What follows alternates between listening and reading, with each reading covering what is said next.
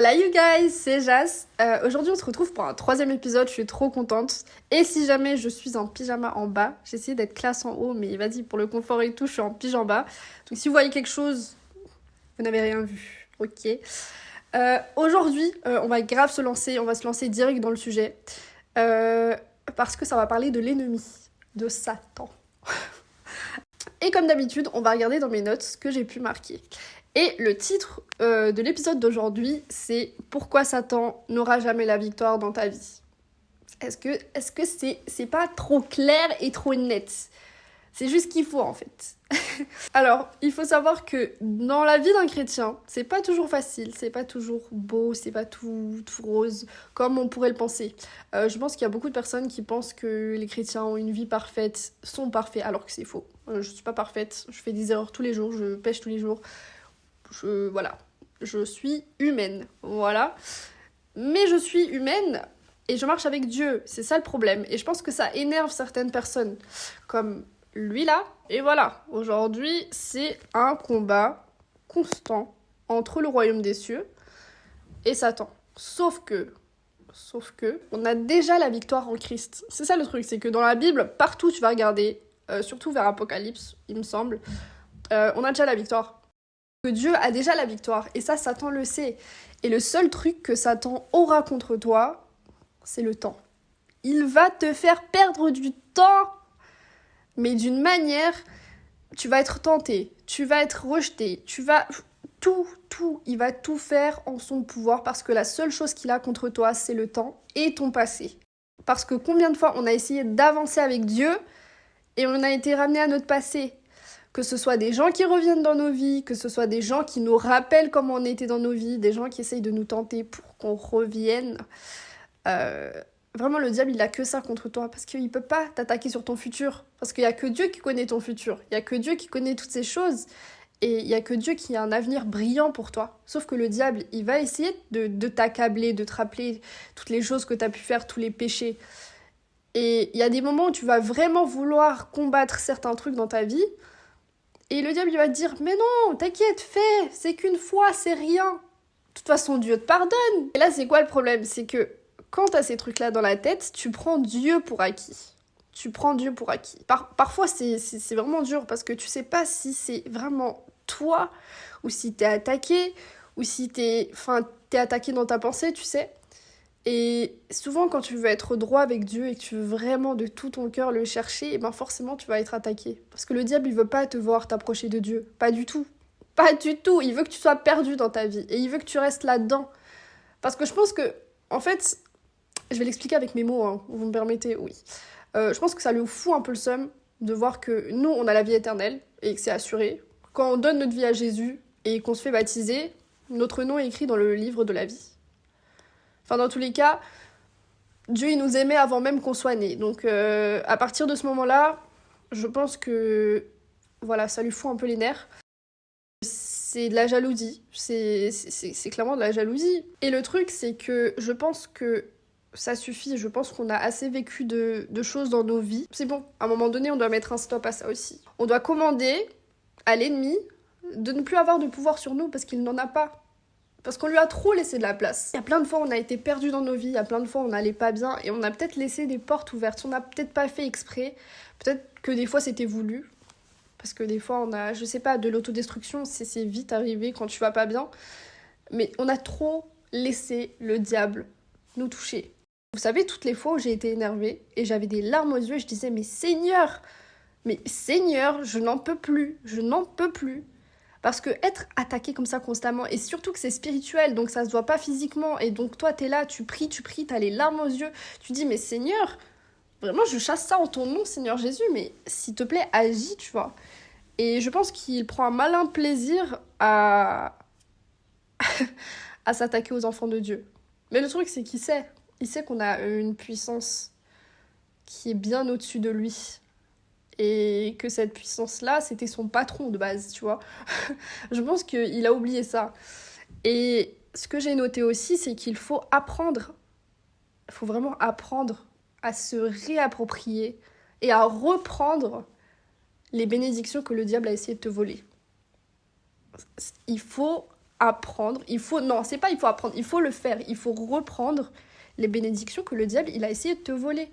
Toutes ces opportunités-là, tout ce temps avec Dieu, et toutes ces choses que le diable a voulu te voler, tu vas les reprendre. Et aujourd'hui, c'est le jour où tu vas vraiment appliquer ce que je te dis. Parce que je pense que tu as perdu trop de temps.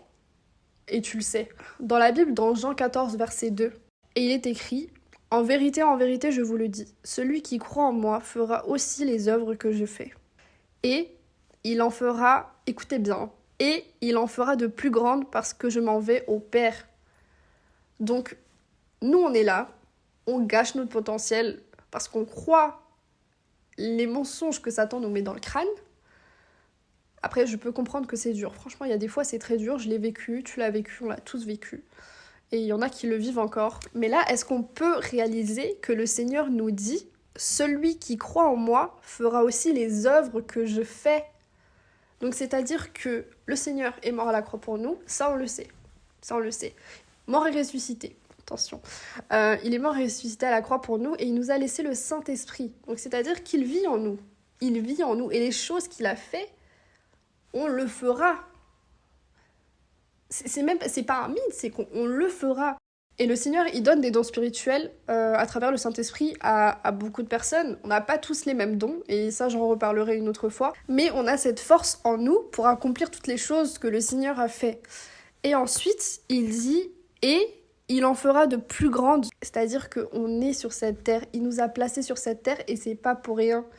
Il savait qu'on allait pécher. Il savait qu'on allait pécher parce que sinon, il serait pas mort à la croix. Déjà, pour commencer. Mais il savait aussi qu'on serait tellement ancré en lui qu'on pourrait réaliser des choses tout aussi grandes qu'il l'a fait sur Terre. Et je trouve ça ouf. Parce qu'en fait, le Seigneur, il nous considère en fait. Le Seigneur, nous on est là à nous minimiser, on est là à se rabaisser. Mais le Seigneur, il est en mode, mais si chaque jour je te réveille, si chaque jour je te donne le souffle de vie, tu crois vraiment c'est pour te rabaisser ? Moi, je pense que vraiment, des fois, j'y pense et je me dis, mais Seigneur, c'est une dinguerie. Genre, tous les matins, je me réveille, je respire. J'ai de l'air dans mes poumons. Et le truc, c'est que là où tu te trouves dans ta vie actuellement, c'est exactement là où le Seigneur te veut. Mais il y a d'autres personnes, vous devez bouger dans vos vies. Vous devez sortir de cette zone pour rentrer dans les plans de Dieu. Mais bon, ça, j'en parle dans l'épisode 2, donc vous irez voir. Quand je parle de bénédiction volée, ça me fait penser à ce verset que j'ai noté dans Jean 10, verset 10. Le voleur ne vient que pour dérober, égorger et détruire. Ça vous fait penser à quelqu'un. Mais le Seigneur nous dit, moi je suis venu afin que les brebis aient la vie et qu'elles soient dans l'abondance. Le diable ne fait que ça. Semer la zizanie partout où il peut le faire. Et c'est ça qui est triste parce que de base, le Seigneur, il nous a donné toutes les ressources nécessaires, que ce soit humainement parlant ou émotionnellement parlant, tout, en fait, il nous a tout donné. C'est les hommes qui ont gâché tout ça. Donc je vois plein de fois des gens blâmer Dieu, mais c'est pas Dieu qui a causé toutes ces choses, c'est l'homme, parce que l'homme est mauvais. Je vois beaucoup de gens dire, mais si Dieu, il est ci, il est ça, machin, pourquoi il arrête ? C'est les hommes qui sont mauvais. C'est sa création. Donc l'homme qui s'est tourné contre Dieu, qui a causé toutes ces choses-là. Parce que les vices de l'homme, ils me font flipper des fois. Enfin bref. Un autre sujet, encore une fois. Satan ne te voudra jamais rien de bon. Mais il va essayer de te faire croire que les choses sont bien.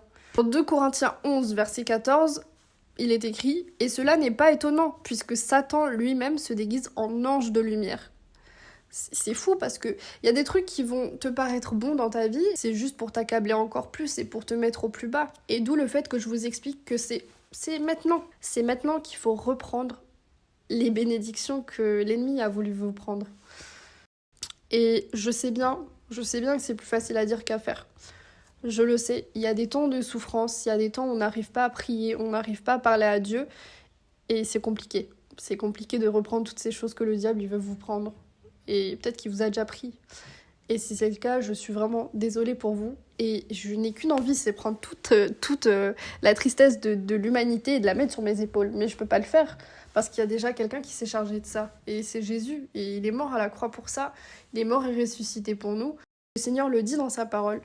Matthieu 11, verset 28. « Venez à moi, vous tous qui êtes fatigués et chargés, et je vous donnerai du repos. » Le Seigneur, c'est non seulement quelqu'un à qui tu peux parler et sur qui tu peux t'appuyer. Je sais que pour certains, vous n'avez pas cette notion d'un Dieu qui écoute et qui est là, mais croyez-moi, je suis bel et bien ce témoignage-là de Dieu sauve. Parce que si Dieu m'a sauvée, croyez-moi que c'est pas pour rien si je suis là et que je vous parle de toutes ces choses. Et je sais aussi que pour certains, c'est dur, vous avez vécu des déceptions dans vos vies, au sein de l'église, au sein de votre famille, au sein de plein de situations dans vos vies, et que vos tristesses, elle a été causée par plein de personnes autour de vous. Peut-être que c'est juste une phase où vous êtes en baisse de foi, si on peut dire ça comme ça. Je sais que c'est très dur. Et dites-vous que vraiment, je le répète, mais constamment à des frères et sœurs, et même à moi, si Dieu t'a réveillé ce matin, c'est qu'il n'en a pas fini avec toi. Parce que t'aurais très bien pu faire un accident de voiture et mourir. Il y a tellement de choses tragiques qui arrivent tous les jours, des accidents, et même des choses bêtes, en vrai, tu peux manger, t'étouffer et mourir de ça, tu vois, c'est ça le pire, c'est qu'il y a des trucs, c'est tellement bête, mais qui arrivent chaque jour, et toi, t'es protégé, ça t'arrive pas. Chaque jour, t'es protégé, c'est quand même un privilège, je veux qu'on s'en rende compte. Moi, j'aime pas mettre un pied dehors et ne pas prier Dieu pour qu'il me protège, parce que je sais qu'il me protège. Et si même je venais à mourir, je veux me dire, Seigneur, tu sais quoi, aujourd'hui, si je meurs, je t'ai donné ma vie. Et si je me retrouve devant toi et je vais devoir te rendre des comptes, je saurai que j'ai essayé de tout faire pour t'honorer et vivre selon ce que tu nous donnes, selon ta parole. Et je sais à quel point ça peut être difficile de prier, tout simplement. Je sais à quel point ça peut être dur de juste d'élever ta voix et de dire « Seigneur, je suis fatiguée. Franchement, j'ai pas la force même, j'ai pas la force de te prier, j'ai pas la force de te parler. » Je sais à quel point c'est dur, croyez-moi. Mais il faut savoir une chose, et ça c'est un verset qui m'a beaucoup marqué quand j'ai pris note pour cet épisode. C'est le verset dans Romains 8, verset 18. « J'estime que les souffrances du temps présent ne sauraient être comparées à la gloire à venir qui sera révélée pour nous. » Des fois, t'es dans une situation, c'est très dur. Mais souvent, on se dit, mais c'est rien comparé à notre futur, à ce qu'on va vivre, à toutes les choses que le Seigneur il va accomplir dans nos vies. Parce qu'on sait que là, maintenant, il y a beaucoup de négatifs. Oui, il y a beaucoup d'épreuves, c'est très dur. Et je pense que vous me voyez parler, mais vous savez pas ce que je traverse. Je suis un peu dans une période compliquée. Souvent, je me retrouve seule. Et en ce moment, quand je suis seule, je me dis, mais Seigneur, agis, s'il te plaît, agis, Seigneur. Parce que c'est compliqué. Il y a des jours, c'est compliqué. Et là, je vous parle, j'ai un peu envie de pleurer. Mais c'est vrai que c'est dur. Hein. Il y a des moments, c'est dur. Et tu pries Dieu, tu dis, Seigneur, je sais que ce que je suis en train de vivre, c'est rien comparé au plan incroyable et grandiose que t'as pour moi. Mais là, c'est chaud. C'est chaud. Mais c'est pour ça que je vous encourage, parce que je sais que c'est dur. Et je le vis actuellement. C'est très difficile. C'est très difficile de faire confiance à Dieu, surtout quand tu vois pas ton futur. Et souvent tu te dis, mais Seigneur, qu'est-ce que je suis censée faire? Où est-ce que je suis censée aller? Mais croyez-moi que Dieu va nous le révéler. Dieu, il va... Je crois en Dieu. Je crois j'ai foi en Dieu. C'est ça le pire, c'est que en disant ça à Dieu, je fais ce pas de foi. Et je sais que vous le faites aussi.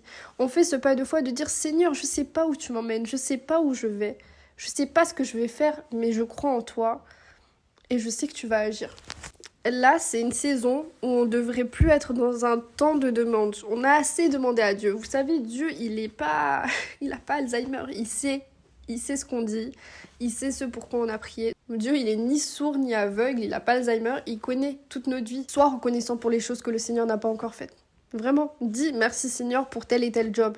Parce que tu vas l'avoir au nom de Jésus. Parce que tu as bossé dur pour avoir ton diplôme, tu vas l'avoir. Donc, il faut vraiment rentrer dans cet esprit de reconnaissance.